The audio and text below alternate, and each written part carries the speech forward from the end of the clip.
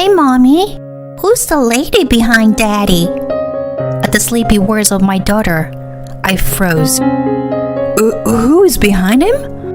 What are you talking about, Eve? I knew I shouldn't ask any further, but my mouth moved on its own. Rubbing her eyes and looking drowsy, my daughter pointed at an image on my open laptop. Here, behind Daddy. I felt even more suffocated at her words. She could see it too. Taking my eyes off my daughter, I glanced at the screen and saw my husband's face, looking more pale than me.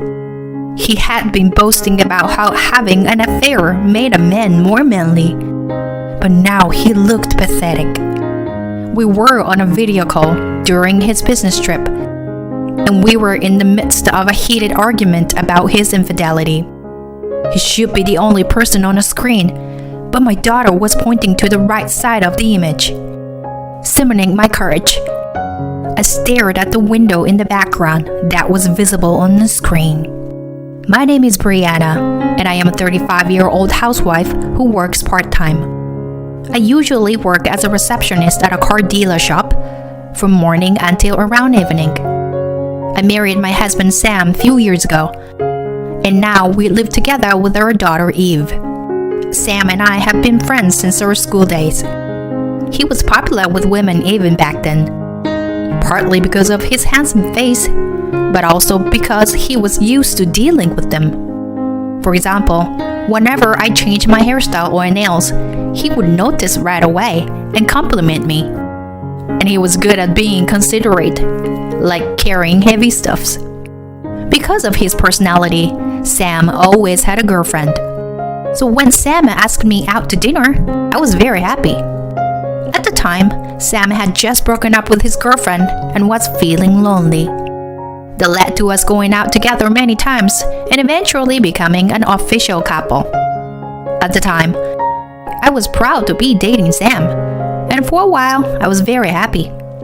One day, I was waiting to meet Sam for our date. He usually arrived early, but that day, he hadn't shown up even after the meeting time had passed. I contacted him to let him know that I had arrived at the meeting place and waited for a while, but he didn't respond. I wondered if he might be feeling unwell, so I headed to the apartment where he lived alone. I pressed the intercom button at the entrance, but there was no answer. I thought maybe he had collapsed inside. Worried, I used the spare key to enter his apartment, but I couldn't find him in the living room or kitchen. I knocked on the bedroom door a few times, but there was no response.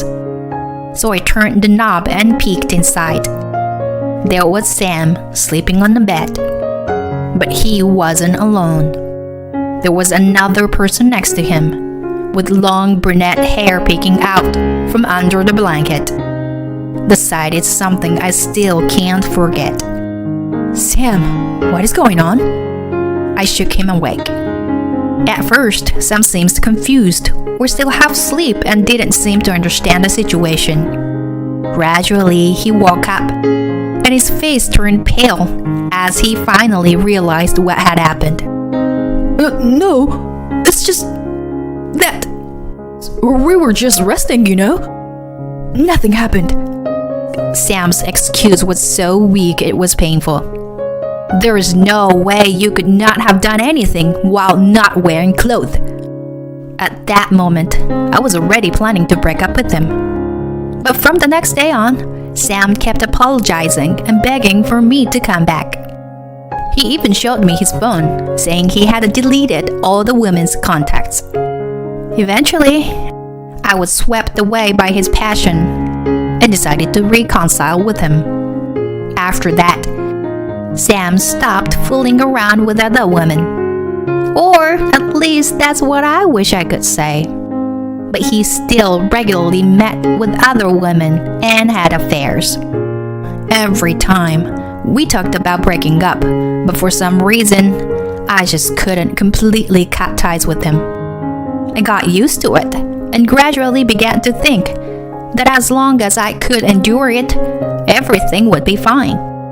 Eventually, Sam and I got married, and we finally had a daughter, Eve. Sam truly adored her. After she was born, he stopped seeing other women in a flashy way. But I know that he still goes out to eat with female coworkers, claiming that he has to work overtime. Every time I expressed my displeasure about it. Next year, our daughter will be in elementary school and will become sensitive to many things. So I don't want Sam to do anything that would make her feel uneasy. I've told him this many times. But lately, he's given up and saying things like, I can't help cheating anymore. I'm so fed up with him that I can't even point out his flaws anymore. He's an unbearable husband, but he's the only father our daughter has. I can't do anything that would take her father away from her. One day, when I woke up with a bad headache, there were a lot of things that I needed to do. Mommy, there's no kindergarten today, so I want to go to the park. From the morning, my energetic daughter hugged me around my waist and begged me to take her there. I'm sorry, honey. I have a headache today. Can you go with Daddy instead? Sam, you have the day off today, right? While preparing breakfast, I asked Sam. Then Sam, who was sitting on the couch watching TV, suddenly said that he had to take a call and went outside. Just when I thought he wouldn't be long, he came back and started preparing his things, saying that he had suddenly received work. My daughter murmured that she understood, although it was clear that she was disappointed. After waiting for Sam to finish preparing, we all went downstairs with my daughter and headed to the parking lot. Sam uses his car to commute, so we went to see his off at the parking lot. Hey, Sam, is this a scratch? I noticed that the car bumper and a scratch in a place that wasn't there the last time I saw it. Oh, this? I accidentally rubbed it against the wall when I entered a store the other day. Well, that's my fault. And I didn't damage the wall or hurt myself, so it's okay. Sam said it was nothing. Okay, I'm off. Saying that, he got into his car and drove away quickly. It would have been better if he had told me about it earlier. As I was thinking about it, my headache suddenly got worse, and I started to feel cold. Maybe I should go to the hospital. Thinking that, I went to our usual hospital with my daughter. On the way to the hospital, my daughter, who had been sitting quietly, suddenly opened her mouth. I'm gonna meet a boy at a hospital today. We're gonna be friends. I thought it happened again. My daughter sometimes blurts out these prophetic things, and they actually come true. One time she said, Grandma must be in pain, poor thing. And the next day, my mother fell and got injured. Another time she said, I'm scared of shaking. And as soon as she hid under the table, the earthquake hit. The examples are endless. At first, I thought it was just a coincidence, but now I accept that it's just how it is. And this time too, my daughter's prediction came true. On our way back from a checkup, in a small square within the hospital grounds, my daughter saw a boy about her age playing alone. As soon as she saw him, she ran up to him and said, Let's play together. Yeah. The boy played with my daughter. I watched for a while, but it seemed like the boy's guardian was not nearby. I became curious and asked the boy, Where's your mom? She's in the hospital. She'll be discharged soon. He then showed me a photo of himself and a woman who seems to be his mother, smiling at each other. They both looked very happy. I can't see my mommy while she's in the hospital, so I have this. The boy looked a little lonely as he said that. When I thought I wanted to say something to him, I saw a middle-aged man running towards us from afar. and a boy left with the man. "Shall we go home then?"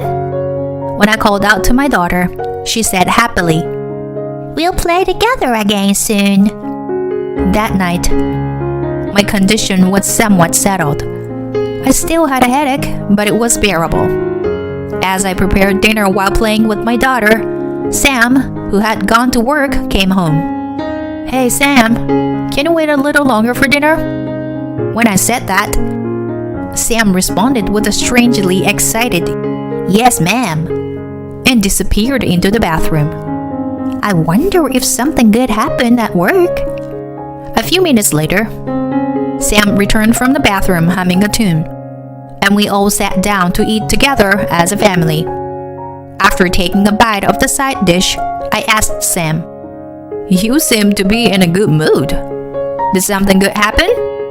Sam's eyes shone, as if to say thank you for asking, and he replied, "Actually, I've been assigned to a business trip for the next 6 months. It's kind of sad to be away from you guys, but I'm looking forward to various things." I was very surprised, as he had never been on a business trip for such a long period of time before.